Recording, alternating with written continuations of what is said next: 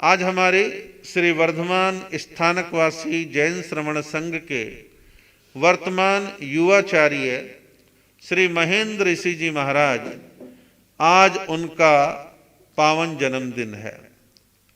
वो अपने जीवन के 53 वसंत पूर्ण करके 54वें वसंत में प्रवेश कर रहे हैं, 54वें वर्ष में प्रवेश कर रहे हैं।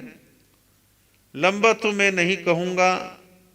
महाराष्ट्र की पावन भूमि पर हमारे वर्तमान युवाचार्य श्री जी का जन्म हुआ और उनका पूर्व जन्म का पुण्य योग कि उनके पूर्व पुण्यों के उदय से महान संत, राष्ट्र संत, आनंद के निकेतन श्रद्धे आचार्य आनंद ऋषि जी महाराज का पावन सानिध्य है। उनके बचपन के काल में ही आचार्य आनंद ऋषि जी महाराज के दर्शनों का, उनके श्री चरणों में रहने का उनको सौभाग्य प्राप्त हुआ।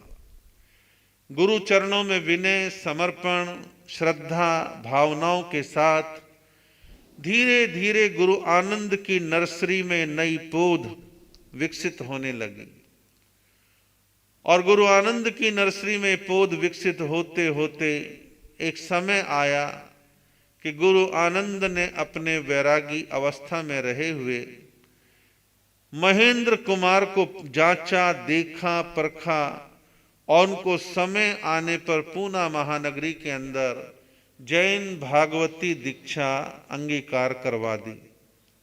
उस महान आचार्य की सन्निधि में रहकर के हमारे वर्तमान युवाचार्य श्री महेंद्र ऋषि जी महाराज के जीवन में अनेक कलियां खिलने लगी। ज्ञान द्रुत गति के साथ विकसित होने लगा। अनुभवी गुरु के चरणों में लंबे समय तक जिन संतों वैरागियों को रहने का अवसर प्राप्त होता है, उनके जीवन में गुणों का विकास सहज रूप से स्वतः होता है। एटमॉस्फेयर का, ओरा मंडल का, वातावरण का प्रभाव नीचे वालों के ऊपर, सभी के ऊपर प्रभाव पड़ता है। हमारे वर्तमान युवाचार्य श्री जी ने आचार्य श्री जी के पावन पुनीत चरणों में रह करके और श्रद्धेय उपाध्याय प्रवीण ऋषि जी महाराज और बहुत ही प्रबुद्ध चिंतक श्री आदर्श ऋषि जी महाराज जैसे दो विद्वानों के सानिध्य में इनके द्वारा भी प्रशिक्षण प्राप्त करके अपने आप के जीवन को आगे बढ़ाना प्रारंभ करा और प्रेम और स्नेह की छत्र छाया हमारे श्रद्धेय भद्रीक संत पूज्य प्रवर्तक श्री कुंदन ऋषि जी महाराज की शीतल छाया भी हमारे युवाचार्य श्री जी को मिली और युवाचार्य श्री जी का जीवन, व्यक्तित्व, कृतित्व धीरे धीरे आगे बढ़ने लगा। आचार्य आनंद ऋषि जी महाराज के देवलोक गमन के पश्चात अपने गुरु भाइयों की शीतल छाया में हमारे युवाचार्य श्री जी, जो कि उस समय केवल महेंद्र ऋषि जी थे, और अधिक विकास करने लगे, प्रवचन के क्षेत्र में आए और अध्ययन कंटिन्यू, लगातार सतत अध्ययन बना रहा और एक व्यक्तित्व में ऊंचाई आने लगी। ठीक है कि कोई संत अपने टोले में उम्र और दीक्षा पर्याय में कदाचित छोटा हो सकता है, तो वहां तो छोटा कहलाएगा, लेकिन विनयवान तो हमेशा अपने आप को छोटा ही मानता है और ऐसे हमारे युवाचार्य ने अपने आप को छोटा माना। लेकिन एक समय ऐसा भी आया कि उनके स्वतंत्र चातुर्मास होने प्रारंभ हो गए। स्वतंत्र चातुर्मासों में जहां जहां चातुर्मास किए, संघ समाज पर एक सकारात्मक मोहर, सकारात्मक प्रभाव संघ में छोड़ करके आए। जहां गए संघ में संगठन बढ़ा, इनके कारणों से विघटन नहीं बढ़ा। अपने आचार विचार के प्रति जागरूक रहे, जहां जैसा वातावरण मिला वैसे वैसे व्यवहार किया। परिणाम यह है कि यश गौरव गाथा धीरे धीरे बढ़ने लगी।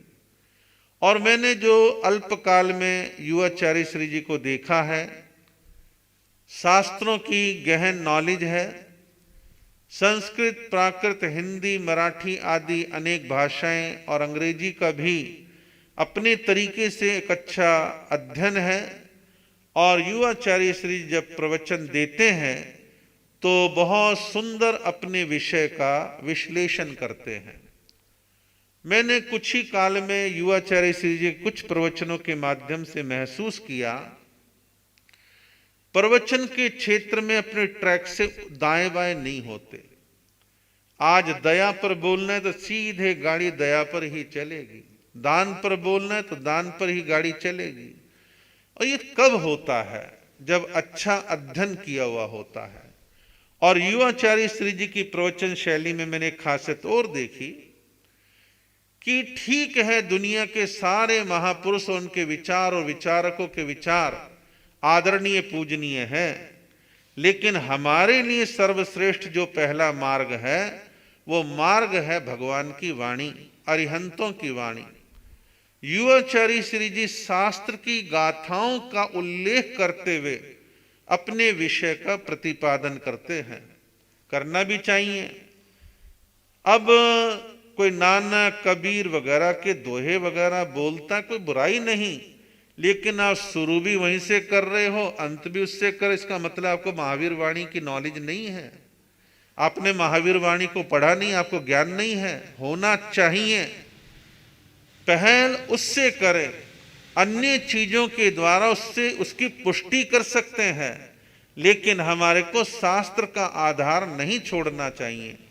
तो युवाचार्य श्री जी शास्त्रीय अध्ययन लेके चलते हैं, और जितना मैंने जाना और समझा है, जर्नल नॉलेज भी अच्छी है।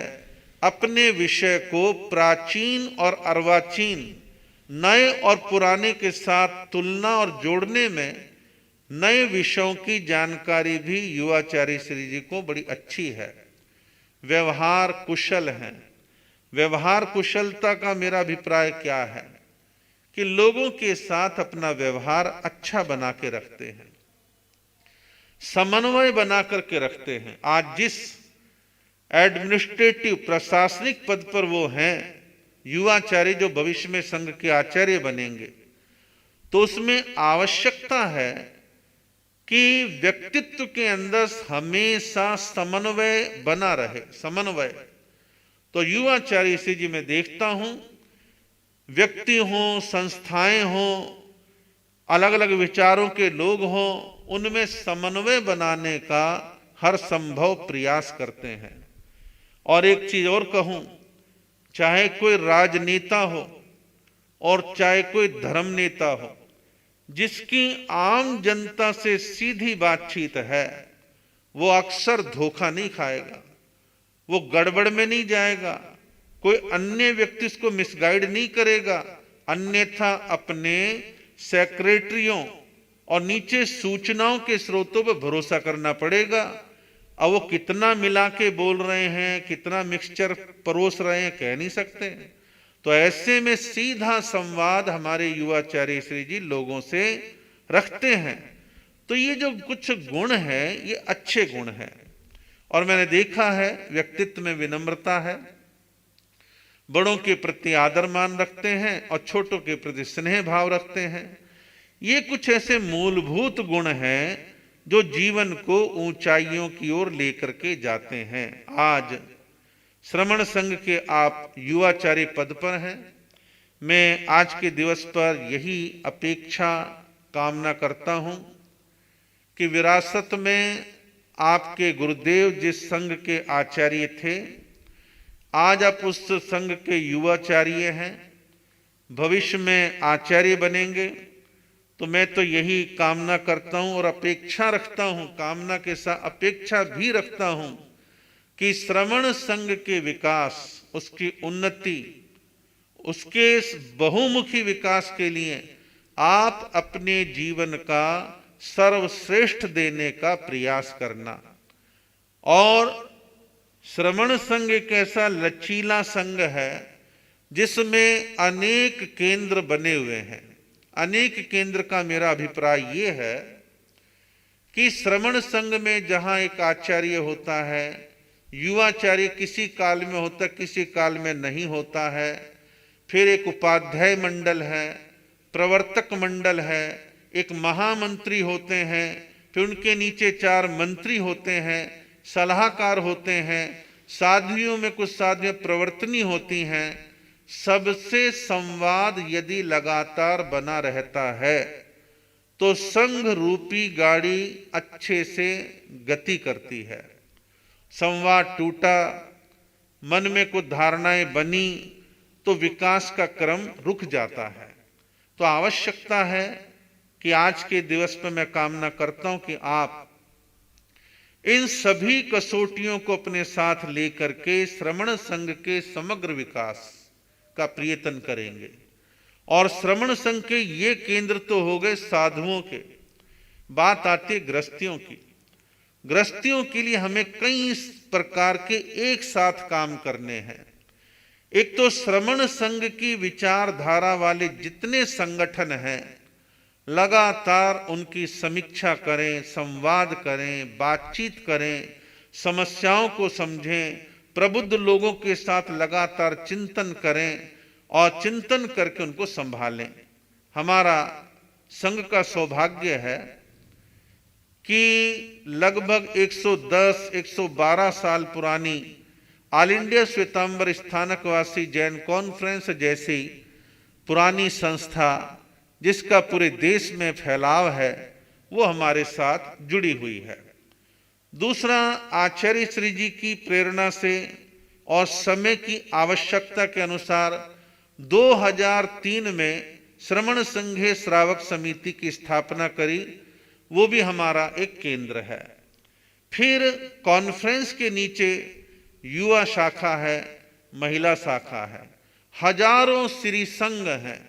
हम सब के साथ संवाद बनाएं और जैसे कुशल वैद्य नाड़ी देखते के साथ ही बीमारी को परख लेता है, ऐसे अनुभव के आधार पर आप भी संघ के हालात को परखें और यथासंभव उसके इलाज के लिए अपने प्रबुद्ध साथी संत साध्वियों के साथ विमर्श करके संघ के महारथ को महापथ पर आगे लेकर के चलने का आप सतत प्रयत्न करते रहेंगे।